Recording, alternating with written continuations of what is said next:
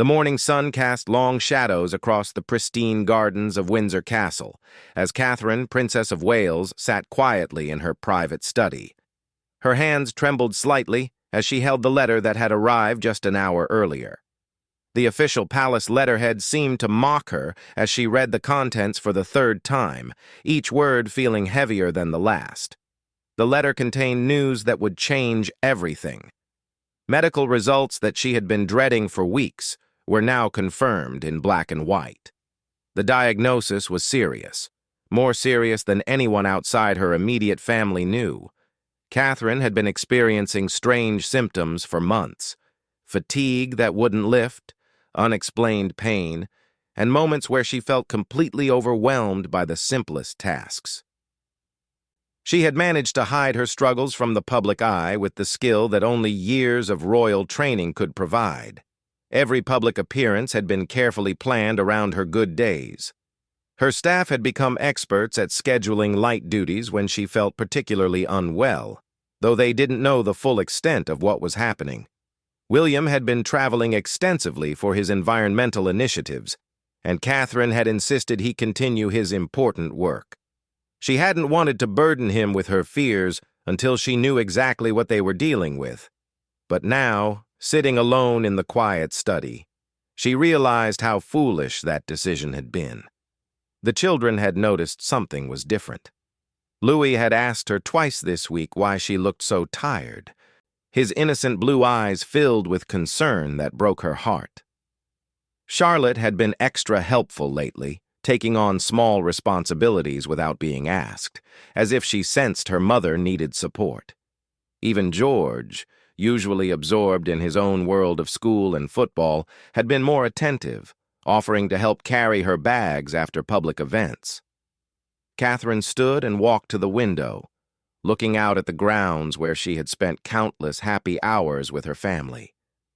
The irony wasn't lost on her that she had always been the strong one, the stable presence that the family could rely on. Growing up in a middle-class family in Berkshire, she had learned early the value of resilience and quiet strength. These qualities had served her well when she married into the most scrutinized family in the world. Her phone buzzed with a message from her private secretary, reminding her of the charity event scheduled for the following week. The event was particularly close to her heart, a fundraiser for children's mental health services. She had been working on this project for months, but now she wondered if she would have the strength to see it through. The sound of footsteps in the corridor made her heart race. She quickly folded the letter and slipped it into her desk drawer. Palace life meant that privacy was a luxury, and she had become skilled at composing herself quickly when others were around. Her lady-in-waiting, Sarah, appeared at the door with her usual warm smile. "Your Royal Highness, the photographer is here for the magazine shoot. Shall I tell them you're ready?" Catherine nodded, forcing her practiced smile into place. "Yes, of course. I'll be right there." As Sarah left, Catherine caught her reflection in the antique mirror that hung beside the window. Her styling team had worked their usual magic this morning. Her hair was perfectly arranged, her makeup flawless, and her clothing impeccable. But she could see what others missed: the slight tightness around her eyes, the way her smile didn't quite reach them, the subtle signs of the battle she was fighting internally. The photo shoot was for a feature about the royal family's commitment to public service. Catherine had done hundreds of such shoots over the years, but today each pose felt like an enormous effort. The photographer, a kind man named James who had worked with the family many times, seemed to sense something was different. "Perhaps we could try something more relaxed," he suggested gently during a brief break. "You seem a bit tense today, Your Royal Highness." Catherine appreciated his tactful approach. "I'm just tired," she said, which wasn't entirely untrue. "Perhaps we could wrap up soon?" As the afternoon wore on, Catherine found herself thinking about how different her life might have been if she had never met William at university. She would probably be living a quiet life somewhere. perhaps working in the art world as she had once planned, dealing with normal problems and having normal conversations with doctors about normal health concerns. But she also thought about all the good she had been able to do through her royal platform, the young people she had met through her mental health initiatives, the families she had supported through her early childhood development work, the communities that had welcomed her with such warmth over the years. The responsibility felt heavier today, but it also reminded her why she had to fight whatever was happening to her. That evening, as she helped Louis with his bedtime story, she found herself holding him a little tighter than usual. His small hand rested trustingly in hers as she read about brave knights and far-off kingdoms. She wondered if she would have the courage to be as brave as the heroes in his favorite books. The house phone rang downstairs, and she could hear the distant murmur of conversation. Her heart skipped a beat when she recognized her husband's voice. William was calling from his hotel in Singapore, where he was attending a conservation conference. She had planned to wait until he returned to share her news, but hearing his familiar voice made her resolve waver. After settling the children, Catherine made her way to their private sitting room. The palace felt enormous and empty when William was away, despite the constant presence of staff and security. She curled up in the armchair where she often sat to make personal phone calls, surrounded by family photographs that reminded her of happier, simpler times. She picked up her phone several times, intending to call William back, but each time she set it down again. How could she burden him with this news when he was thousands of miles away, representing their country and pursuing work that meant so much to him? How could she find the words to explain that everything they had built together might be about to change? The letter in her desk drawer seemed to call to her, and eventually she retrieved it and read it once more. The medical terminology was complex, but the underlying message was clear. She was facing a serious health challenge that would require immediate attention and significant treatment. The next few months would test everything she thought she knew about strength, about duty, and about what it meant to be part of the royal family. As midnight approached, Catherine made a decision that surprised even herself. She would not wait for William's return. She would not try to manage this crisis alone, as she had been trying to do for weeks. Tomorrow, she would make the phone call that would change everything, beginning a conversation that would ultimately bring them closer together than they had ever been before. The international conference room in Singapore was buzzing with conversations about marine conservation when Prince William's phone vibrated against his jacket pocket. He glanced at it discreetly during a brief pause in the proceedings, expecting to see a routine message from his private secretary or perhaps a goodnight text from one of the children. Instead, he saw Catherine's name, followed by a message that made his blood run cold. "William, I need to speak with you urgently.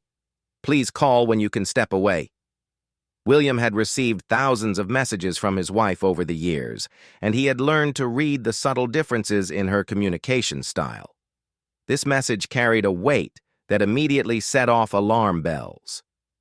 Catherine never used the word urgently unless something was genuinely wrong, and she had been unusually quiet during their recent phone calls. Excusing himself from the conference, William found a private room and called her immediately. The phone seemed to ring forever before Catherine's familiar voice answered, though it sounded strained in a way that made his chest tighten with worry. "Catherine, what's happened? Are the children all right?" There was a pause that lasted several heartbeats too long.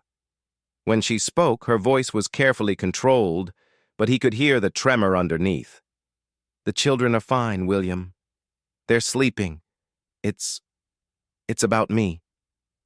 For the next 20 minutes, Catherine explained everything. The months of symptoms she had been hiding, the medical appointments she had attended alone, the test results that had arrived that morning, and the treatment plan that would begin as soon as possible. William listened in stunned silence, his mind racing between disbelief, guilt, and a growing anger at himself for not noticing how much she had been struggling. "Why didn't you tell me sooner?" he asked, his voice thick with emotion. "Catherine, you've been dealing with this alone for months. I should have been there. I should have known." Catherine's response revealed the depth of her character and the impossible position she felt she was in. "You were doing important work. The environmental summit was crucial for your foundation's goals. I didn't want to distract you when I didn't even know what we were dealing with." "My work?" William's voice rose slightly before he caught himself. "Catherine, nothing is more important than you. Nothing. I'm coming home immediately. But the conference doesn't end until Friday, and you have the important speech tomorrow about ocean plastic pollution." "I don't care about the speech," William interrupted. "I don't care about any of it. I'm booking the next flight home." The conversation continued for another hour as they discussed the practical implications of what lay ahead. Catherine would need to step back from her royal duties for an indefinite period. The children would need to be told, though they would decide together how much detail to share based on their ages. The palace communications team would need to be briefed, though they agreed to keep the information within the smallest possible circle for now. As William ended the call and immediately began making arrangements to return to London, he reflected on the previous months with new understanding. Catherine's occasional tiredness that she had attributed to a busy schedule. The way she had seemed less enthusiastic about certain events. The moments when he had caught her staring into space with an expression he hadn't been able to read. All of it now made terrible sense. The flight back to London felt endless. William sat in the private cabin of the royal aircraft, staring out at the clouds and thinking about the conversation they would need to have with the children. George, at his age, would need honest answers, but also reassurance. Charlotte would pick up on emotions even if they tried to shield her from details. Louis, still so young, would need the most protection, while still understanding that things were going to be different for a while. He also thought about Catherine's parents, Michael and Carol Middleton, who had become such an integral part of their family life. Catherine was particularly close to her mother, and William knew that Carol would want to help in whatever way possible. The Middletons had always been a source of stability and normalcy for Catherine, especially during the more challenging aspects of royal life. When William finally arrived at Kensington Palace in the early hours of the morning, he found Catherine awake in their sitting room, still wearing the same clothes from the day before. She looked up as he entered, and for the first time since receiving her news, he saw her careful composure crack. "I was so scared you wouldn't make it back before I lost my nerve," she said, tears finally spilling over. William crossed the room in 3 quick strides and pulled her into his arms. They held each other in silence for several minutes, both understanding that this moment marked a turning point in their marriage and their lives. "We're going to get through this," William whispered into her hair. "Whatever it takes, however long it takes, we'll face it together." The next morning brought a flurry of activity as they began to navigate this new reality. Catherine's medical team outlined a treatment schedule that would be demanding and potentially quite public if they weren't careful about timing and logistics. Palace security had to be consulted about safe transportation to and from medical appointments. Communications staff began crafting holding statements in case news of Catherine's condition leaked before they were ready to make an official announcement. But the most important conversation happened around the breakfast table with their 3 children. William and Catherine had spent the early morning deciding exactly what to say, balancing honesty with age-appropriate information. "Mama hasn't been feeling very well lately," Catherine began, her voice steady despite the enormity of what she was sharing. "The doctors have some medicine that will help me feel better, but I might need to rest more than usual for the next few months." George, perceptive as always, immediately asked if she was going to be all right. Catherine assured him that she would be, that the doctors were very good at helping people with her condition, and that their family would stay strong together. Charlotte, ever practical, wanted to know if this meant fewer public events and school visits. William explained that yes, Mama would need to take a break from her official duties, but that she would still be there for all the important things in their lives. Louis, the youngest, seemed most concerned about whether this meant fewer bedtime stories. Catherine promised him that even on days when she wasn't feeling well, she would always have time for stories and cuddles. The family meeting revealed something beautiful about the bond they had built together. Rather than being frightened or upset, the children immediately began offering ways they could help. George volunteered to take on more responsibilities around the house. Charlotte suggested they could have special movie nights when Catherine needed to rest. Louis announced that he would draw pictures to make Mama feel better. Over the following days, as news of Catherine's condition remained within their inner circle, William watched his wife demonstrate the same grace under pressure that had first attracted him to her years ago at university. She organized her treatment schedule around the children's school events. She worked with her private secretary to transition her royal duties to other family members with minimal disruption. She even insisted on personally calling the chairpersons of her most important charities to explain the situation and ensure continuity of their work. But William also saw the moments when the facade dropped. The morning when she sat on their bedroom floor, overwhelmed by the side effects of her first treatment. The evening when she worried aloud about whether she would have the energy to be the mother and wife she wanted to be. The night when she cried about the possibility that this health challenge might prevent her from carrying out the royal duties she had grown to love. Through it all, William found himself discovering new depths to their partnership. He learned to read the subtle signs that indicated whether Catherine was having a good day or a difficult one. He became expert at managing the children's schedules when Catherine needed unexpected rest. He worked with palace staff to ensure her medical appointments could happen with complete privacy and security. The outside world continued to see them as the perfect royal couple, unaware of the private battle they were fighting together. Official photographs still showed Catherine looking radiant and composed.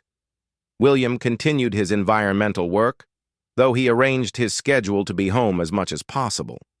To observers, nothing seemed to have changed in their carefully managed public life. But within their private world, everything had changed. They had discovered that their marriage was strong enough to weather a crisis that tested every assumption they had about their future. They learned to communicate about fears and hopes in ways they never had before. Most importantly, they realized that the love and partnership they had built over more than a decade was powerful enough to face whatever challenges lay ahead. 3 months had passed since that devastating phone call from Singapore, and the private apartments at Kensington Palace had become a sanctuary where the Wales family learned to navigate their new normal. Catherine's treatment was progressing better than anyone had dared to hope, but the journey had taught them all valuable lessons about resilience, privacy, and what truly mattered in their extraordinary life. The morning that would change everything began like many others during this period. Catherine was feeling stronger than she had in weeks, and William had cleared his schedule to spend time with the family. They were having breakfast together when William's private secretary knocked gently on the dining room door. "Sir, I'm terribly sorry to interrupt, but we have a situation," James said quietly. "There are reports circulating on social media about Her Royal Highness's health. Nothing confirmed yet. But the palace press office is receiving inquiries from major news outlets." Catherine and William exchanged a look that communicated months of preparation for this moment. They had always known that Catherine's extended absence from public duties would eventually generate speculation. Despite their best efforts to maintain privacy, someone had clearly noticed patterns in her medical appointments or treatment schedule. "How long do we have?" William asked, already shifting into crisis management mode. "Perhaps hours before this becomes a major story," James replied. "The communications team is standing by for instructions." Catherine stood slowly, her hand briefly touching William's shoulder for support. "Then it's time," she said with a calmness that surprised everyone, including herself. We always knew this day would come. I'd rather control our own narrative than let others speculate about what's happening. Over the next several hours, the palace transformed into a carefully orchestrated communications operation. Catherine's medical team was consulted about what information could be safely shared publicly. Legal advisors reviewed privacy considerations and medical disclosure protocols. Most importantly, Catherine and William sat down together to craft a statement that would be honest about their experience while protecting their children and maintaining appropriate boundaries. I want people to understand that this is something that happens to ordinary families every day, Catherine told the communications director as they worked on the draft statement. If our experience can help even one person feel less alone in facing their own health challenges, then sharing our story will have been worthwhile. The statement they ultimately released was a masterpiece of transparency balanced with privacy. Catherine acknowledged that she had been receiving treatment for a serious health condition, thanked the medical professionals who had provided exceptional care, and expressed gratitude for the support of family and friends during a challenging time. She confirmed that she was responding well to treatment and looked forward to returning to her royal duties when appropriate. But the most powerful part of the statement was unexpected. Catherine chose to address the broader implications of health challenges in public life, particularly for women. She spoke about the impossible balance between maintaining professional responsibilities and caring for one's health, the pressure to appear strong and capable even when struggling privately, and the importance of accepting help and support from loved ones. I have learned that trying to manage everything alone is neither brave nor necessary, she wrote. The people who love us want to support us through difficult times, and allowing them to do so makes all of us stronger. William's response to the public revelation was equally thoughtful and revealing. Rather than simply offering a brief supportive comment, he chose to speak extensively about the experience from his perspective as Catherine's husband and partner. Watching someone you love face a serious health challenge changes you, he said in an interview with a trusted journalist. It makes you realize how much we take for granted in our daily lives, how precious our time together really is, and how important it is to focus on what truly matters. William spoke candidly about his initial feelings of helplessness and frustration, particularly his regret about being away when Catherine first received her diagnosis. He described the guilt he felt about not recognizing the signs that she was struggling, and the learning process of becoming a better support system for his family. Catherine is one of the strongest people I know. But strength doesn't mean facing everything alone, he continued. Over these past months, I've learned that sometimes the most loving thing you can do is insist that someone accept help, even when they want to handle everything themselves. The public response to their openness was overwhelming and largely positive. Thousands of people shared their own stories of health challenges, family support during difficult times, and the complexity of maintaining professional responsibilities while dealing with personal crises. Medical organizations praised Catherine and William for helping to destigmatize health discussions and encourage people to seek treatment early. However, the most meaningful responses came from unexpected sources. A teenage girl wrote to Catherine describing how her mother was facing a similar health challenge and how Catherine's example had helped their family communicate more openly about their fears and hopes. A working father shared how William's interview had given him permission to prioritize his family during his wife's illness, even when it meant stepping back from certain career opportunities. The children adapted to their parents' new public openness with remarkable maturity. George, now old enough to understand media coverage, seemed proud that his parents were helping other families.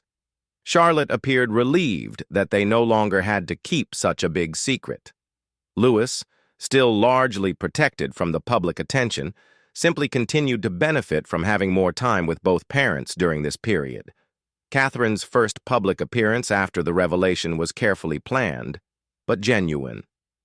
She chose to visit a children's hospital where she had worked before her diagnosis, meeting with young patients and their families.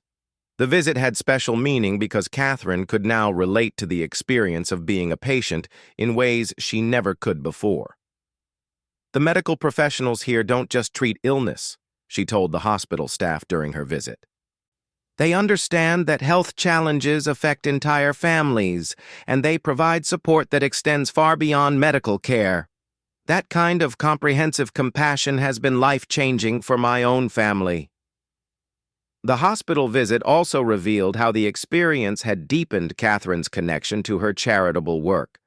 Her conversations with patients and families were more personal and authentic than ever before.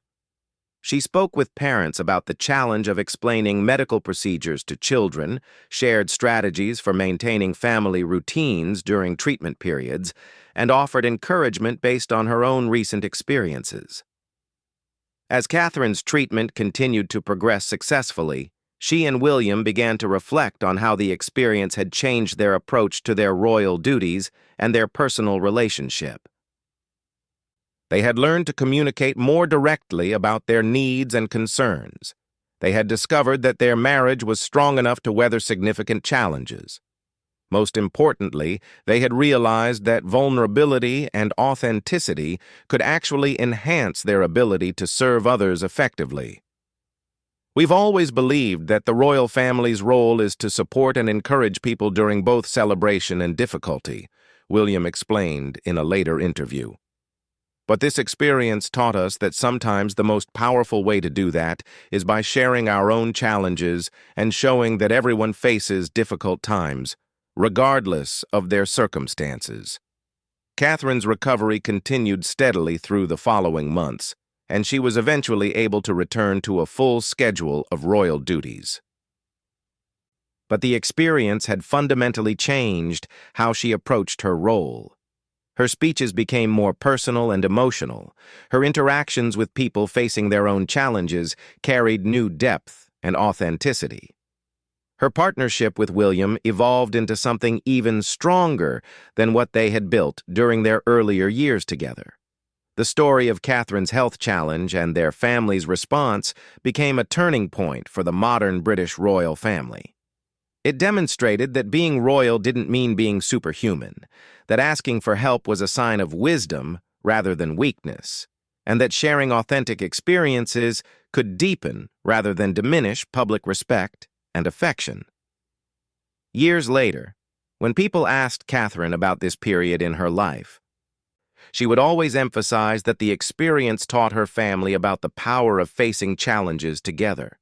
The health scare that had initially seemed like a crisis became, in retrospect, one of the most transformative and ultimately strengthening experiences of their marriage and their lives as public servants.